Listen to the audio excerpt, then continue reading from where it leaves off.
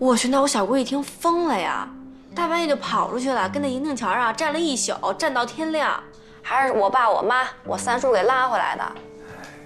你小姑太痴情了，太可怜了。哎呀，可不是嘛，这好不容易碰上这姓李的，又折了，又跑到银锭桥上站着去了，什么命啊！你说这是？小小，你小姑在家吗？在啊。你要干嘛呀？不行，我必须安慰她去。就那个男的，就根本配不上你了。我的事儿你怎么知道？是小小告诉你的吗？哎，庄静，你的糟糕心情我非常理解。真正的去交朋友，结果浪费了宝贵的感情，耽误了宝贵的时间，而那个小子很有可能就是一个骗子啊，一个小瘪三儿，一个小流氓。哎，我告诉你，网络上这样的人特别多，你就根本不需要为这种人生气啊或者伤心了啊。哎，以后你就讲点教训就行了。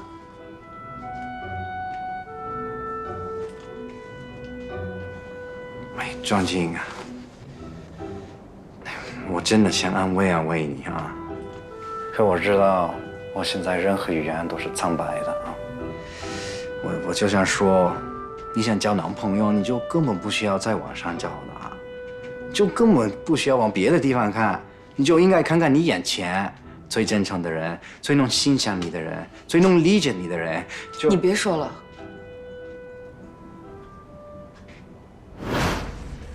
走，我就想安慰你。用不着，我还有很多话还没说呢。都是些自大的疯话，你赶紧回家洗洗睡吧啊！庄静，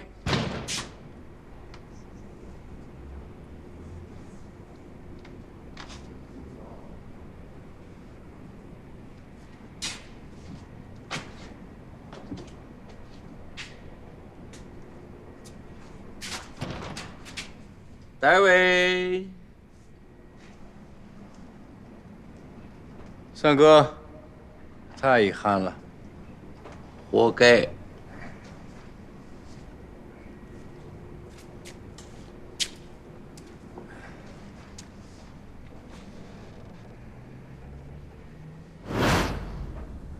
我想对郑静表示同情，可是他还不高兴，都把我驱逐出来了。我妹妹没把你打出来就便宜你了。为什么？你说为什么呀？人家正伤心呢，我们全家谁都能去开导他，唯独你不成。为什么？你一点都不懂我妹妹，还瞎追呢。你这时候去同情她，她会觉得很没面子，你知道吗？又是面子，也太可笑了。面子有那么重要吗？当然重要了。支持就是要面子，人要不要面子成什么了？还上赶着去当出气筒。可是，我还是挺高兴的。都让人推出来了，还挺高兴的。我当然高兴啊！庄静现在没有男朋友，我又有机会了。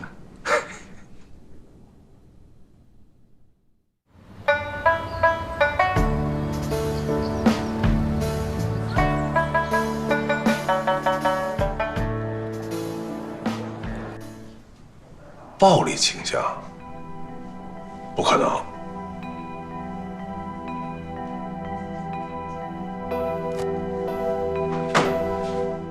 陈慧欣有没有暴力倾向，你应该最清楚。有就是有，没有就是没有。你想包庇，也包庇不了。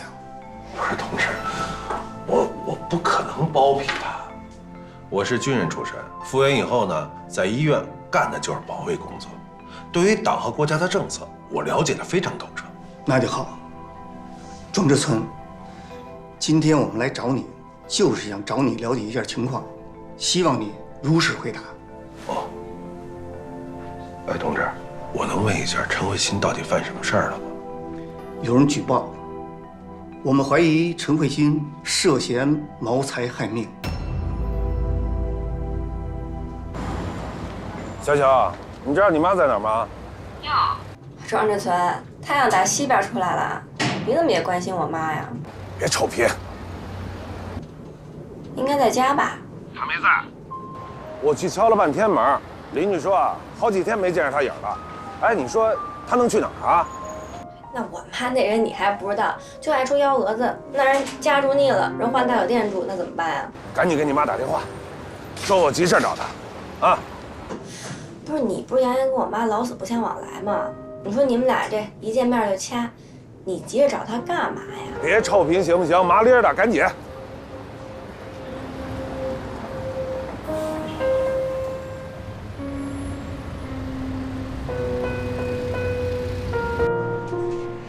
有什么话你就说吧。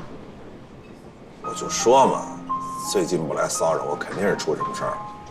我下面问的问题非常的重要，你必须老老实实、如实的回答。整得跟真事儿似的。庄志存，你是不是福尔摩斯的引诱犯了，跑我这儿办案来？没时间跟你这逗壳子，你老老实实回答问题。行，说吧。就是你后来嫁那死鬼，谁嫁死鬼了？你后来嫁那死鬼是不是急性心梗死的？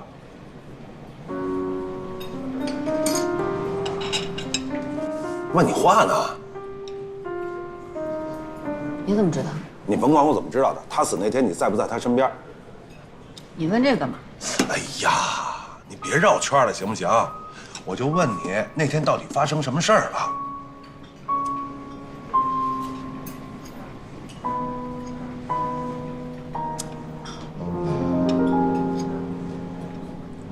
他都死了1年多了，我也忘了发生什么。忘了想，使劲想。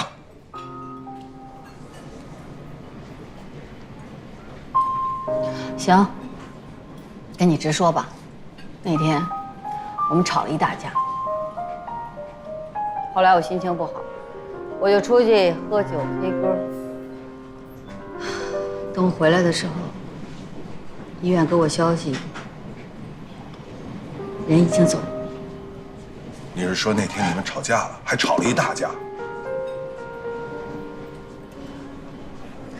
我们俩经常吵架，3天2头的吵，我过得一点都不幸福。哎呦，你是不是知道我过得不幸福？你心疼我？哎呦，姑奶奶，都什么节骨眼了，你别跟我犯骚了，行不行？谁跟你犯骚？嗨，你看你，多大点事儿啊，至于这么紧张？至于吗？听我说啊，你那个死鬼男人的家属把你告了，说你虐待他，说你图财害命，你说至于吗？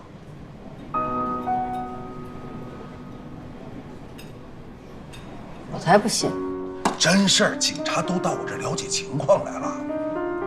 啊？啊蛤蟆，老老实实说，那天你跟人动手没有？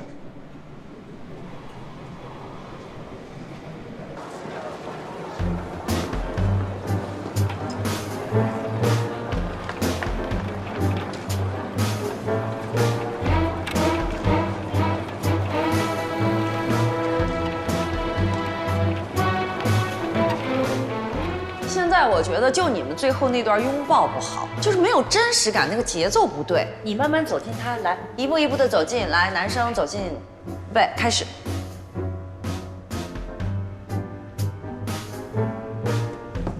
你是去打架去的吗？啊，怎么能这么走呢？你要深情款款的，你慢慢的，脚步里要看出情绪来，对不对？庄老师，我对这方面实在是没有经验，要不您给我示范一个？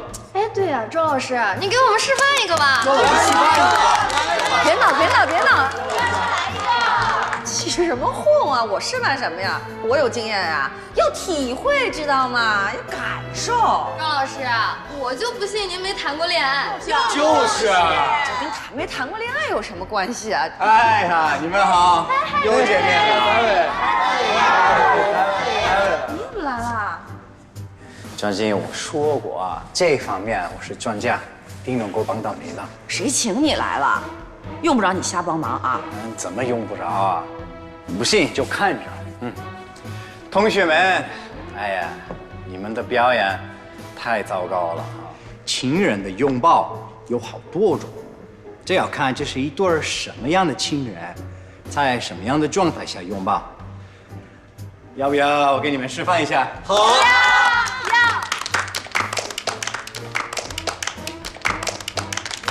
行，如果这是一对初恋中的激情燃烧的情人，他们的拥抱旁若无人，用的力气很大啊，都能把对方融化掉。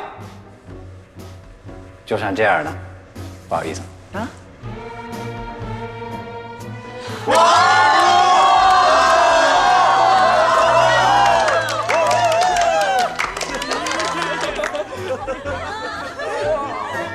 就像这样的啊，哪怕在公共汽车上。你干嘛呀？导演给演员做示范是必须的，对吧？对。如果甲爱上了乙，乙还没有接受甲的爱，他们的拥抱是试探的，有点害羞。你干嘛？你别过来啊！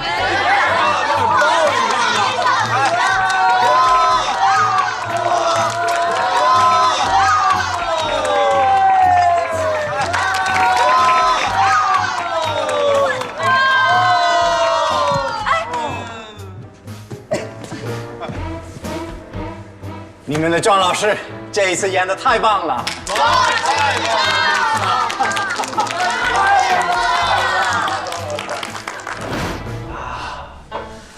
这就是你的办公室啊！这么宽敞，这么明亮，太棒了！哎，我说你的脸皮可真够厚的啊！不仅不请自来，你还自作高明，给我的戏当上导演了啊，还示范成戏了。我确觉得我来对了啊！你的学生告诉我，剧本是你的创意，对吧？而且这也是你头一次当导演，你也希望你的作品能在大学生戏剧节上得到一个奖，对不对？所以为了你成功，我决定了，演出之前我还要来几次啊！你干脆聘请我做你的助理导演好了。你放心，我不要1分钱报酬，也不要署名。别，仅此一次啊！你以后可千万别再来了。我要来啊，一定要来啊！这是我最喜欢做的事情啊，我能帮到你啊！哎，请你千万给我这个机会吧。合着你跑我这儿过瘾来了是吗？行啊，你茶也喝了，天儿也聊了，您不该自个儿忙自个儿的去了吗？啊，我影响到你的工作了啊！你说呢？哎，那我就走了。不过我今天很高兴。行，我不远送了啊。我真的很高兴，因为我又有了一个发现，在学生面前，你比平时更可爱。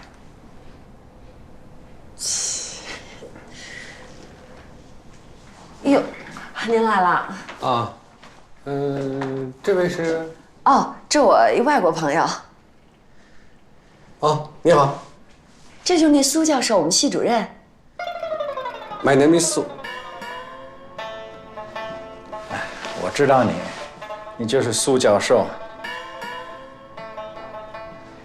你帮了庄静改了改书稿，就成了第一作者。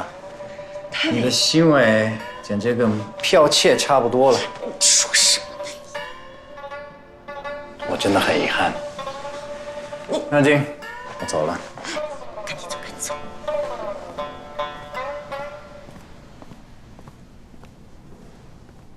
那个外国人是你什么人啊？哦，那个是我们家一房客。房客？啊，他刚才说那些话，您千万别往心里去哈。我不往心里去。张静，为了你这本书的署名的事情，在学校里的议论可是甚嚣尘上啊。他总得有个源头吧？您不会以为那些闲话是我传出去的吧？张静，只有你最清楚。为了你这本书的出版，我费了多大的心血。是，我清楚。好，你知道就行。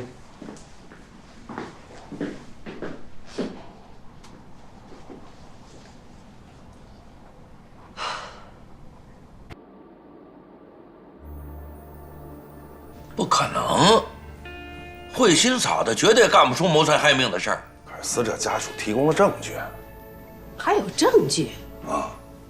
什么证据？一张死者遗体的照片。那张照片啊，清楚地显示这死者头部受过伤。受伤啊？怎么伤的？这我问过慧心了，慧心说啊，她也不知道怎么伤的，但是她跟我说啊，那天晚上他们吵过架。动手了吗？我问她了，她不说。大哥，也就是说，死者家属怀疑死者是因为跟嫂子吵架摔倒，心脏病突发死亡，怀疑嫂子是谋财害命，故意的。对，他们就是这么说的。你听家属的干嘛？警察是这么说的。那警察正在搜集证据，如果证据确凿，就要拘捕慧心，立案审理。不对呀，慧心她的男人不都死了1年多了吗？那个时候家属不告，这时候反倒倒起后账来了。嘿，妈，我跟你说，最可气的就是这个。您猜怎么着？还拆什么拆呀？那火都烧房上了，还拆呢？赶紧说吧你。哎呀，这慧心这个男人有个前妻，这前妻啊一直在国外生活，这忽然间带了个儿子回来，非说这儿子是那个死者的儿子，要跟慧心分遗产。你说那慧心怎么可能答应呢？可是这个在法律上慧心嫂子的男人的儿子是有继承权的呀。关键是这儿子不是慧心那男人的。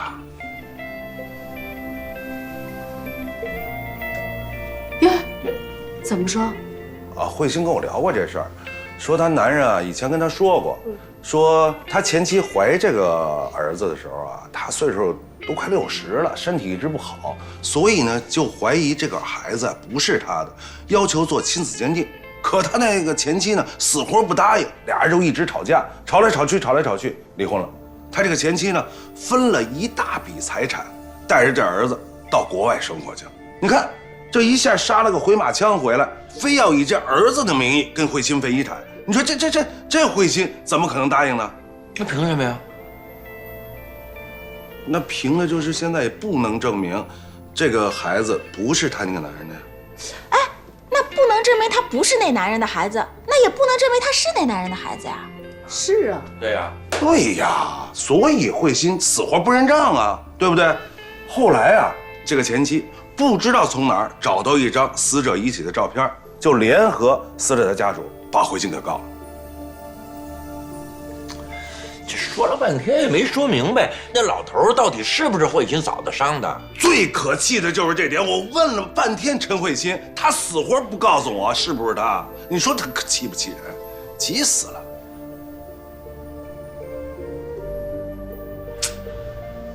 就是不知道那天晚上他们到底发生了什么。是啊。让小小立马给他妈打电话，就说是我说的，明天上午让他到家来见我。哎，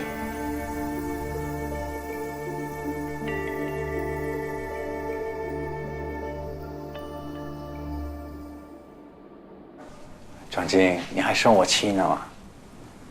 哎呀，我承认，我的话，我的行为确实有点冒失。有点冒失。你太过分了，你知道吗？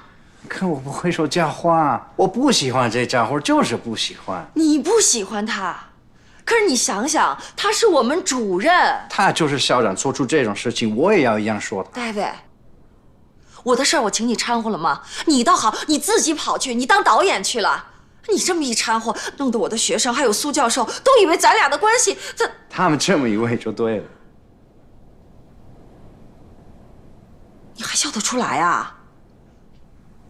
哎呦，我真是倒了8辈子霉啊！我怎么认识你了？我怎么和你成为邻居了？庄静，至于你这么生气吗？我当然生气！你给我出去！以后你没什么事儿，你别找我。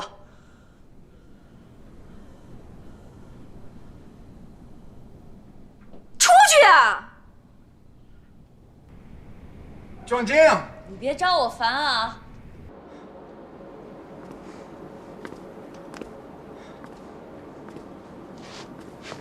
大卫，你怎么得罪他了？大妈，我太遗憾了，这次我完蛋了。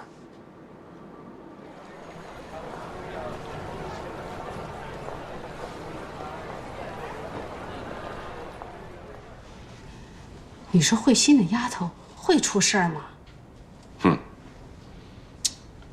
慧心呢，一小是咱们看着长大的，性子是野了点儿，可是他生性善良，说是图财害命，打死我也不信。我也不信。咱俩的心思就是想办法让慧心和老大能破镜重圆，让慧心再重新进咱们庄稼。可是老大把这条路堵得死死的，他就是个嘴狠子，你没瞧见吗？慧心一出事儿，他就义无反顾地扑上去。哎呀，一对冤家，真不让人省心。可不。行了，明儿咱们先弄清楚慧心到底出什么事儿了，先过了这关再说。也只能这样了。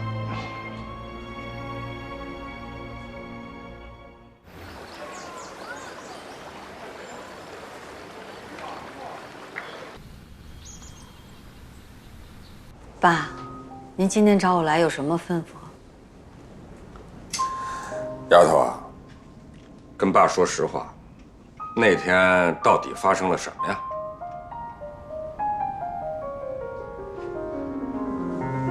我跟志存都说了，那天我跟他吵了几句，然后我就走了。那你动手了吗？我没动手嘛。哎呀，这什么时候了还不说实话？我说的就是实话。那你没动手，那男的脑袋上伤哪儿来的呀？那我怎么知道呢？我跟你说啊，人家警察叫我去，就是问你以前有没有暴力倾向。你怎么回答？我就没正面回答。你就应该跟警察说，我嫂子根本就没有暴力倾向。三哥，你别打岔。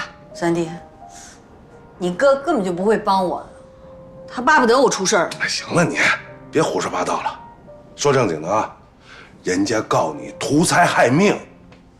他们胡说，我怎么他了？你没怎么着他，人家怎么伤的呀？就你这脾气，说不是你动的手，谁信啊？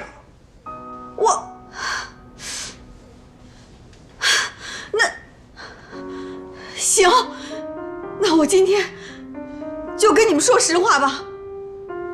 爸，其实是他先动的手。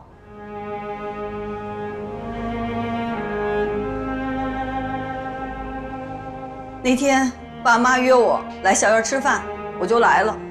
吃完饭回去以后，他就跟我急了，他说我为什么老来庄稼？我跟你离了婚了，还老来这儿吃饭，我跟你藕断丝连。我顶撞了他几句，我没想到他上来就掐我、打我，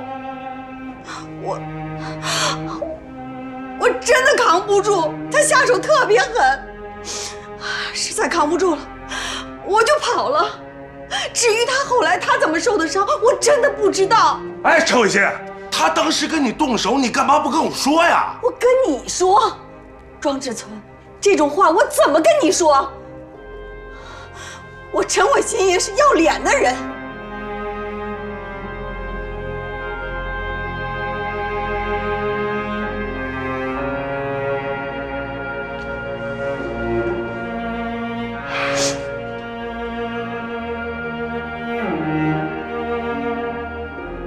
实话跟你说吧，我嫁给那个男人，纯属是因为跟你赌气。表面上看着我们光鲜亮丽，其实我没过一天好日子。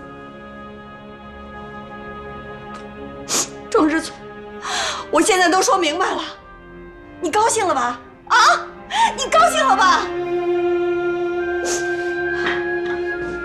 妈，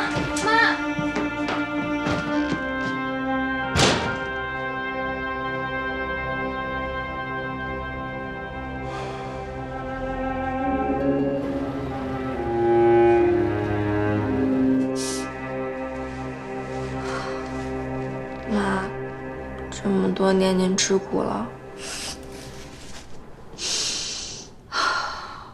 苦都是我自己造成的，再苦我也得担着呀。妈，我爸刚才说的也都是气话。那你说有人告您图财害命，我爸那也真着急啊。图财害命，这也太可笑了。那个人呢，就是我丈夫的前妻。他就是看我得了一大笔财产，他就心里啊，他就嫉妒，从国外跑回来，他就是想跟我分财产，他天天过来骚扰我。我真没想到哎，他会把所有的亲戚联合起来，把我告上法庭了。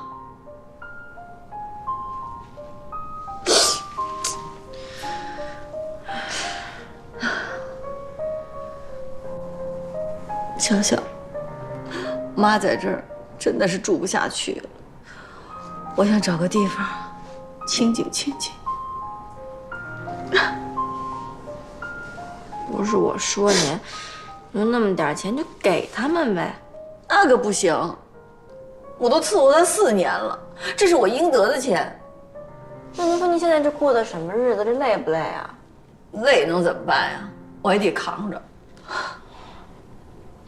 谁让我遇上一帮钱狠子了？哎呀，可不是嘛！现在这人呀都穷疯了，为了钱，指不定干出什么事儿来呢。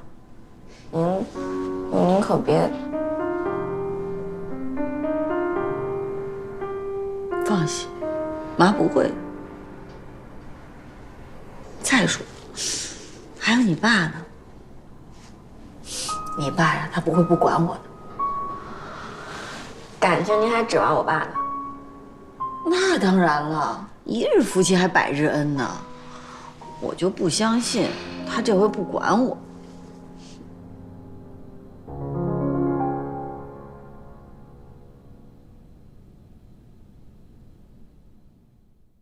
哎，你别说啊，嫂子这次可真的是摊上大事儿了。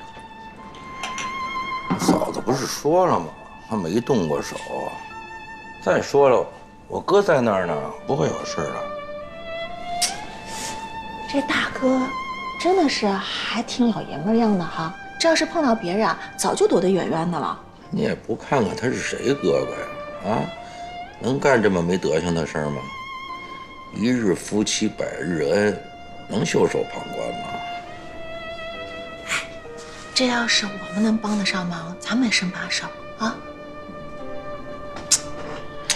你不废话吗？我能不管吗？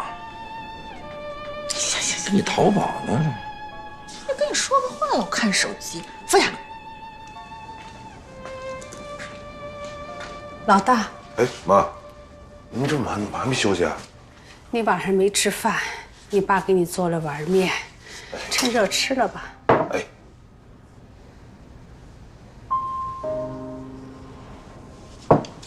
慧心的事儿怎么样了？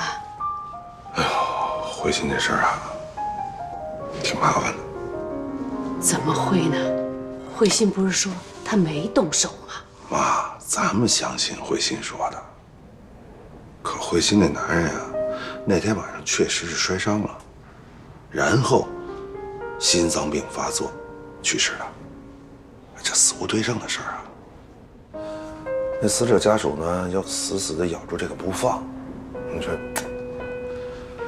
哎呀，反正真的假不了，假的真不了。老大，我相信你有能力证明慧心是清白的。哎，妈，这我肯定尽我的全力。啊。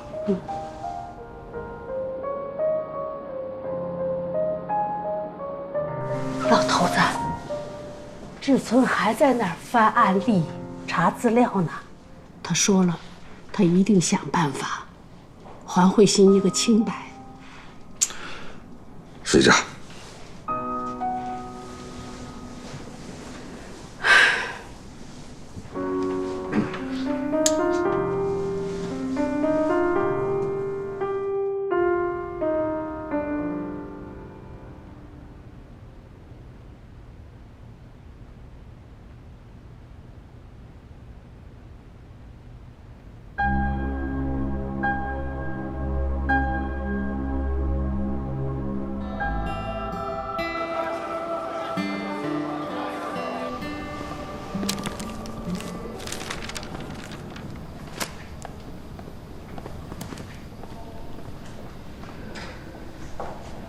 志纯，老崔，怎么样？有结果了吗？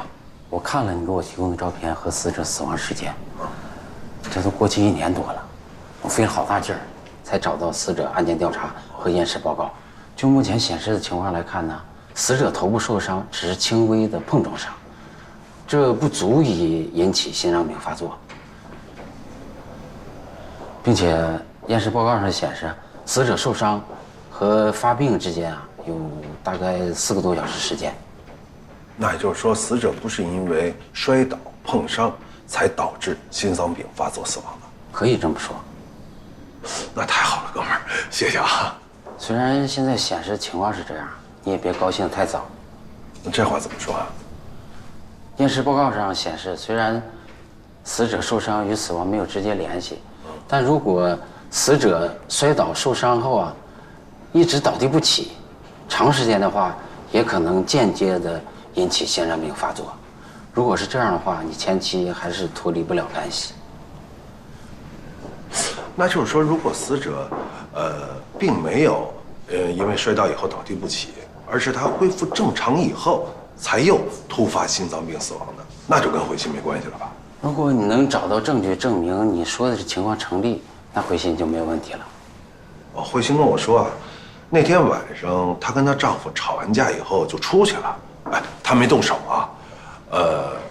至于后来她丈夫摔倒还有以后发生的事儿，她根本就不知情啊。如果没人知道她丈夫是怎么摔伤的，摔伤之后到底发生了什么，这事儿就麻烦了。难道说那天晚上他们家就没别人吗？保姆。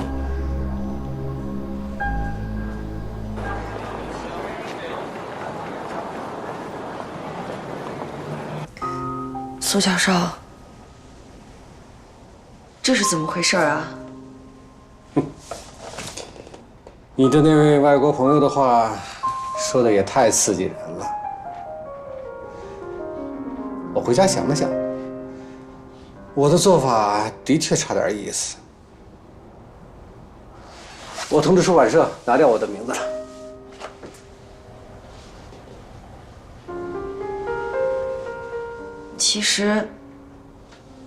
其实真没这个必要。我那个朋友他不了解情况，那天是信口开河、胡说八道的。赵静，你的担心我知道。这件事情上错的不是你，是我。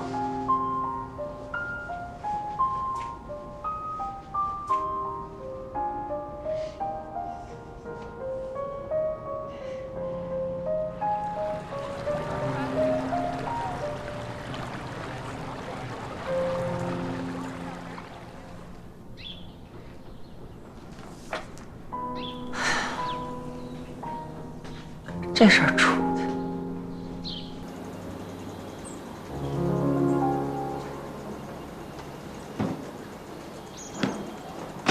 哎，大哥，哎，回来了。哎，香香回来了吗？没呢。你找他干嘛？没什么事儿，他答应带我去黑珍珠拔草，还没带我去呢。哎，我说你们这帮人啊，没事就惦记搓呀。哎，大伟，上次张静生日没吃上我爸做的菜，不死心吧？一个悲催的生日，太郁闷了。一顿饭没吃着就郁闷，忒没起的。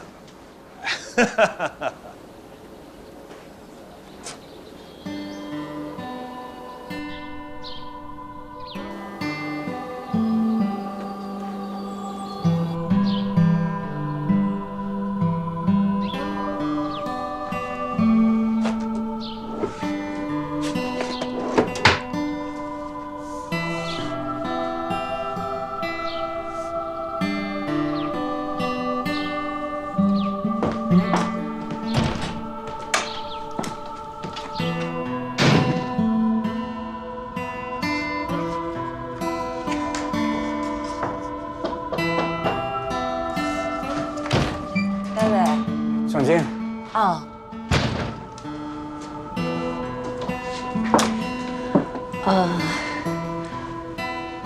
我看你下班了，所以我想过来跟你说两句话。你终于愿意跟我说话了啊！哇塞，太棒了！其实我是想说，尚金啊，你什么都不用说了，还是听我说吧。哎，这几天通过我深刻反省，我都想明白了。那天你骂我，骂得非常对。我那天实在太傲慢了，太莽撞了，太无理了，所以我要向你道歉。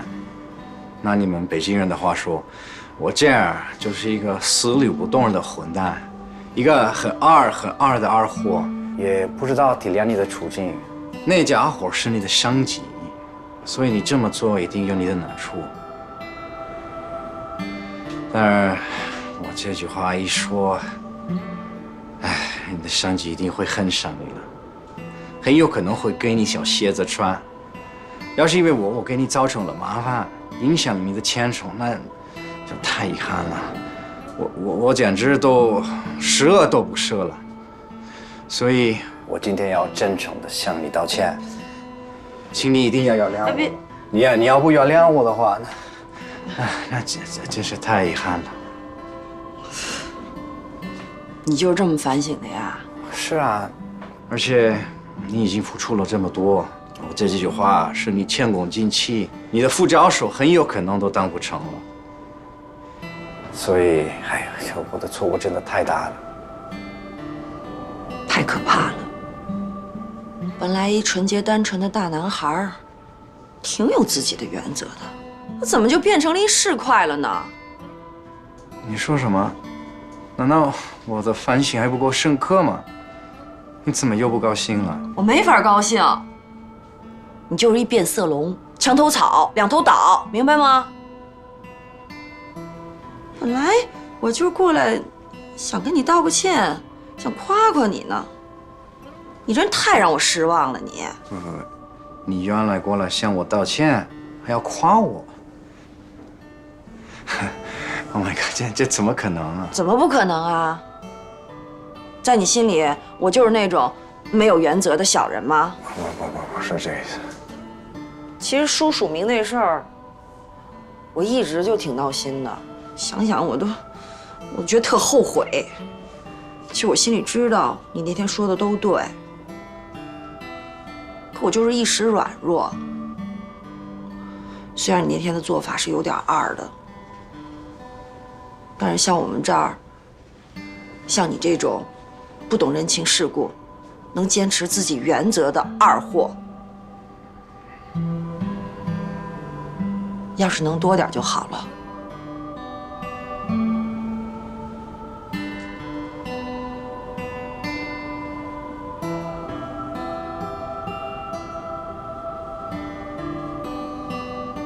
我的书要出版了。被你那么一教训，苏教授忏悔了，决定不署名了。这简直太棒了呀！所以，我给你准备了个小礼物，希望你喜欢。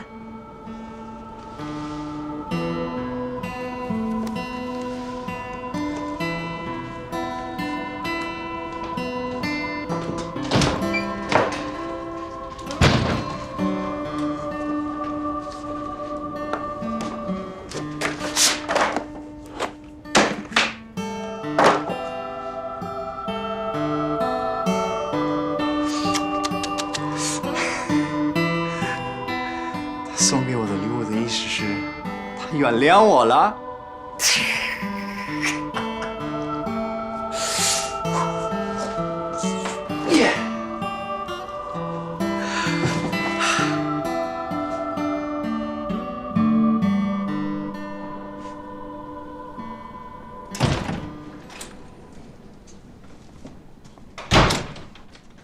太阳都晒屁股了，还不起床啊？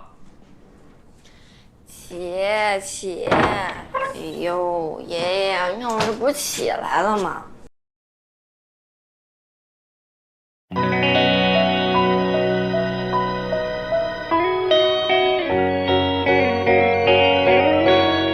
是岔开的风，带着那么独有的书卷气，飘飘洒洒着流水，把交错的胡同挥洒的没了俗气。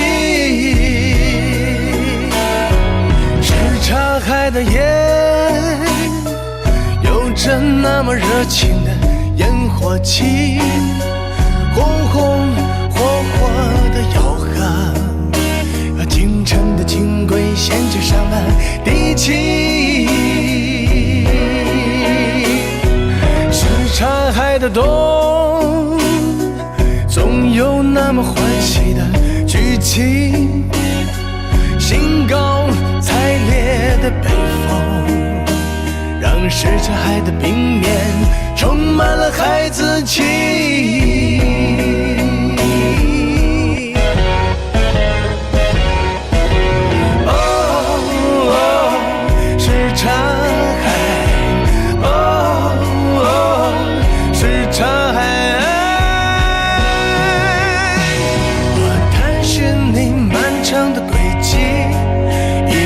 天地越来越觉得你简直就是传奇。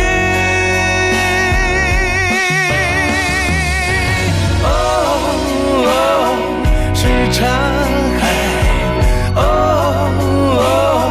是岔海。